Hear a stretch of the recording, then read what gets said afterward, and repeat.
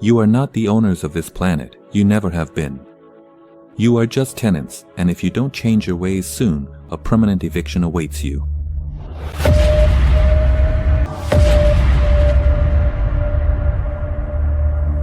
That route, all winter tour, you Mr. Ivan of money.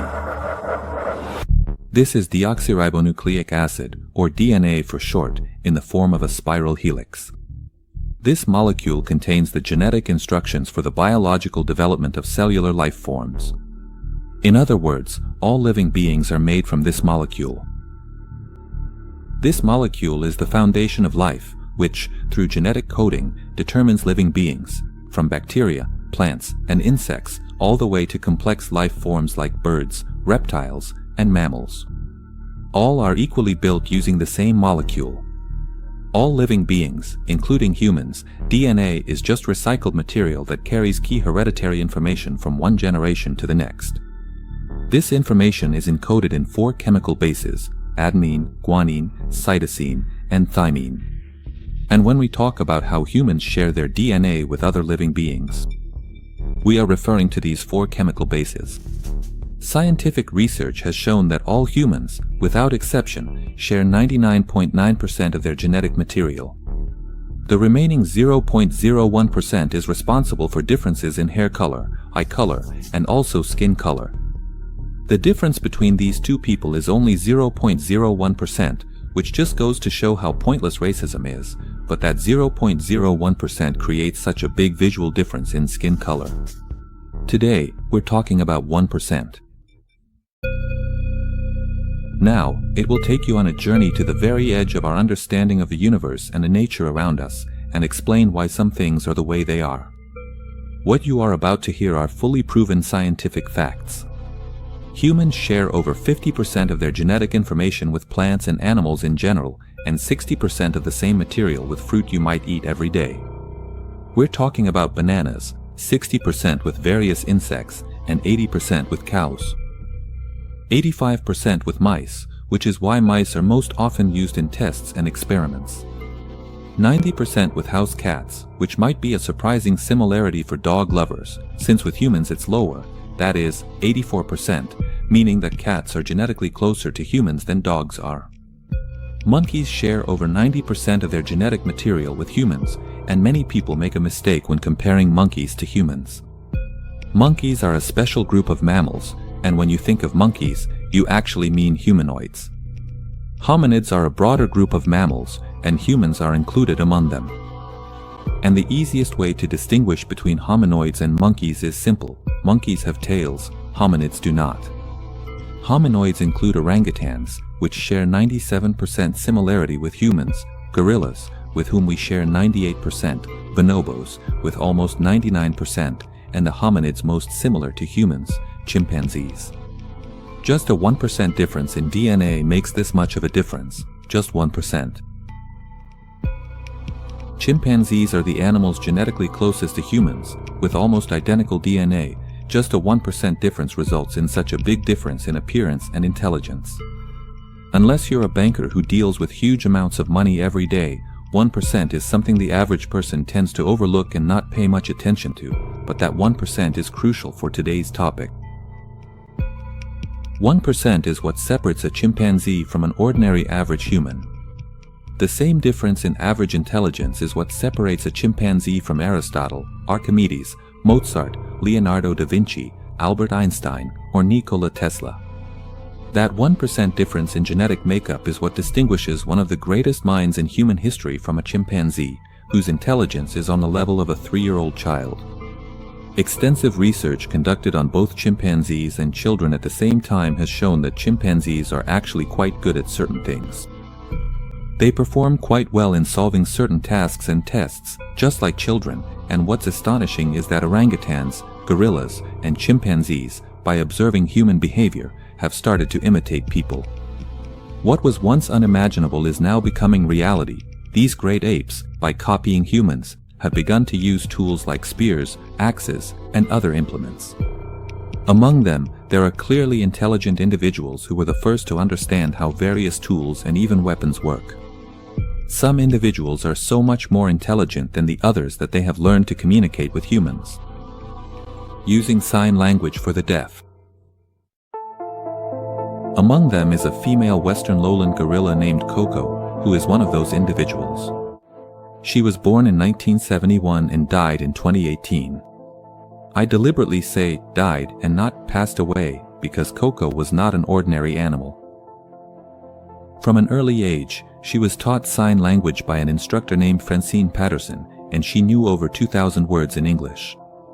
She was a magnificent animal who also cared for other animals, like a little kitten she adopted and even gave a name to. Many studies have shown that Coco had an IQ, and on that scale, her intelligence ranged between 70 and 90, which is at the level of a 3-year-old child. Maybe that doesn't seem so special, but for communication between humans and gorillas, she was one of the first in history. Direct, meaningful communication with words. With another intelligent being that isn't human. Now let's complicate the story. Gorilla Coco, an intelligent individual of her species. If you had the chance to talk to her, what would you talk about? It's raining. Give me a banana, I'm hungry. I love you. Coco expressed love to her instructor, but the communication was very limited, like a conversation with any 3-year-old child. Now answer me an interesting question. Would you even try to explain to a 3-year-old child the geopolitical situation in Syria, scientific achievements, or the latest news in astronomy? Would a child at that age understand any more than the gorilla Coco? That 1 to 2% difference in genetic material makes the difference between Coco the gorilla and the entirety of our civilization's achievements, science, philosophy, medicine, music, everything you see. Our closest intelligent neighbors on this planet can't even come close to keeping up because they're lagging behind. Just 1%. Now, try to imagine something that's going to be really, really difficult. Imagine an alien civilization that's just 1% more advanced than us, just 1%. That could actually be a lot more, but for the sake of today's discussion, let's say it's only 1%. And as you do, remember the difference between us and chimpanzees or gorillas. I often read your comments, and some of you write things like, "Why don't aliens contact us so we have a chance to talk to them?" I'd ask them this or that. Some of you regular commenters would start philosophical debates with them, hoping to uncover the secrets of the universe and the mysteries of life. But why did you even think something like that would be possible? In this video, for a moment, forget about conspiracy theories and all sorts of cover-ups and events where contact might have already been made. All of that may be true, but we still don't have much information about it. The question still remains, if the universe is teeming with life, why has an alien civilization never officially introduced itself to us, officially and publicly, to all of humanity at once? Good afternoon, we are so-and-so, you are not alone in the universe, thank you very much and goodbye. The answer to this question might be very simple, interesting, but at the same time, for some people, also terrifying. There is something called the Drake equation. You also often comment things like, it's impossible that we're alone in such a vast universe, and it really does seem impossible. The astronomer and astrophysicist Frank Drake tried to calculate the chances of intelligent extraterrestrial life in our galaxy, and in 1961, the Drake equation was created. Taking many things into account, from the age of the universe to the number of stars similar to our sun in our galaxy, which number in the billions, along with many other factors, he arrived at a staggering figure. 3,500 intelligent civilizations just in our galaxy, not counting the entire universe. Later, over the years, with new calculations, other scientists added another hypothetical 1,000, bringing us to a total of 4,500 intelligent civilizations. And here, we're talking about intelligent, technological civilizations, not counting simple forms of life like bacteria, vegetation, and various possible animals. Considering the age of the universe and the development of these possible civilizations, which could be millions of years older than ours. That might be the most important question in the history of humanity. Where is everybody? That very question was asked by Enrico Fermi, the Italian physicist after whom the term Fermi paradox was named. If there are so many intelligent civilizations in the galaxy, in the universe, where is everyone? Why have we never officially seen them? Why haven't they contacted us? because such civilizations should have mastered interstellar travel long ago. Given that the galaxy is 13.5 billion years old, it should be bustling with traffic and activities that we should have noticed by now. But the universe is silent, there's no official contact, and no one has ever publicly introduced themselves. How is that even possible? It is very much possible. In the video, this changes everything. For 1,000 years we've been looking at the same thing, but it presented just one of the huge problems. This is our galaxy, and we are located roughly here. If, in our galaxy, which is speculation, there are 4,500 other intelligent civilizations, let's say most are at a slightly higher or slightly lower level of development than us, trapped in their own star systems. But, limited by technology, they can't leave their own solar system. We are isolated from each other, and any contact is physically impossible. Communication is also impossible due to the vast distances, but maybe also because not everyone uses radio signals like we do. Even if they are more advanced and travel at the speed of light, the galaxy is enormous, 52,000 light-years in diameter. That means, even at the speed of light, it would take you 52,000 years to go from one end to the other. Such civilizations may have started to expand to other star systems, but they are still too far from us. With civilizations at that level of development, they might be able to communicate with us if they actually found us. Now, let's suppose that in the galaxy there are a certain, much smaller number of civilizations that are millions, if not billions, of years old, civilizations that have completely mastered the laws of physics and, in quotes, the secrets of the universe. When you've had that much time to develop and have mastered instant interstellar travel, that automatically puts you in the position of a superior being in every way compared to us humans, a species that has only experienced a technological process for the last 100 years, which is negligible compared to the age of the galaxy. Here, we're talking about beings that might not even have a physical form. They can manifest as anything, anytime, anywhere. Dimensions are to them like riding an elevator is to you. Time is like a movie they can fast forward or rewind. Don't worry if this is hard to grasp, because even the greatest minds in the history of our civilization and our planet have struggled with this kind of information. And you would be talking to such beings about the secrets of the universe.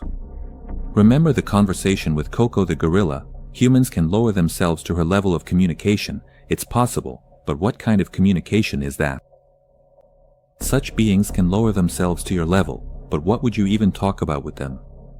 Because you can be sure you wouldn't understand their answers. And here, I won't even get into how the universe isn't what you think it is. And yes, you heard that right, the universe and the physical world around you aren't what you think. I'll talk about that another time.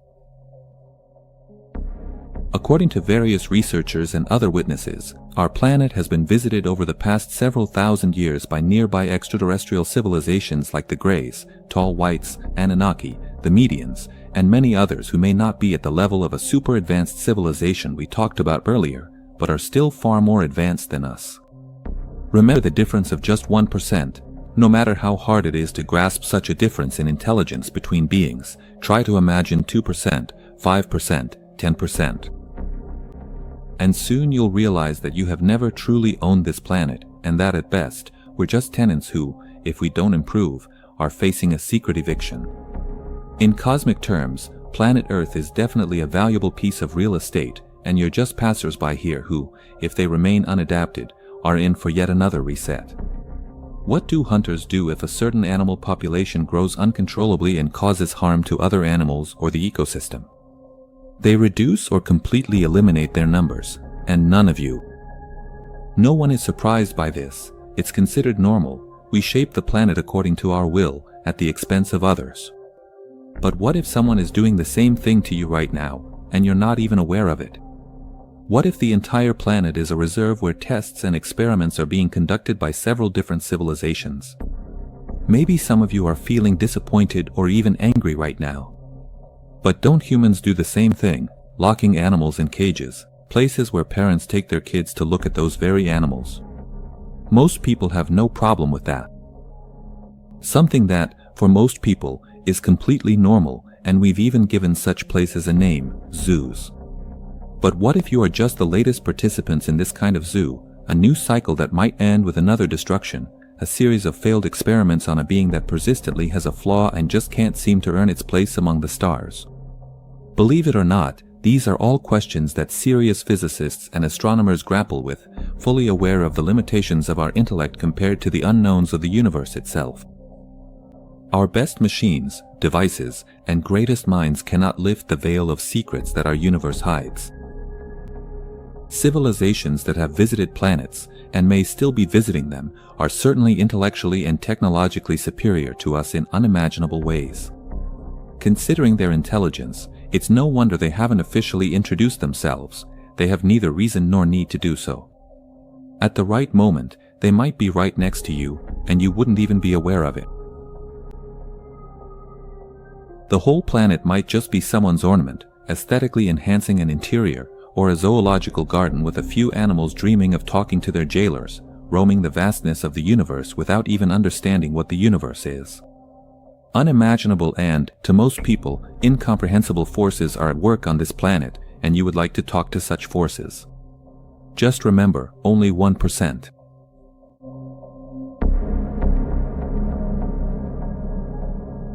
Whether or not we are an experiment, a zoological garden, or a biological battery, one thing is certain: we are definitely not alone, and we are under constant observation and surveillance. The very fact that we are still on this planet is a positive sign and suggests that we haven't yet used up all our credits, that despite all the problems, there are still answers to all today's questions. Those answers absolutely exist, but they are reserved for a very small percentage of people, and you won't find them in modern science. At least not so quickly. On the subject of answers, I'll end this video with a quote. "The day science begins to study non-physical phenomena, it will make more progress in 10 years than in all the previous centuries of its existence." These words, of course, were spoken by none other than the famous Nikola Tesla. Best regards. Thank you.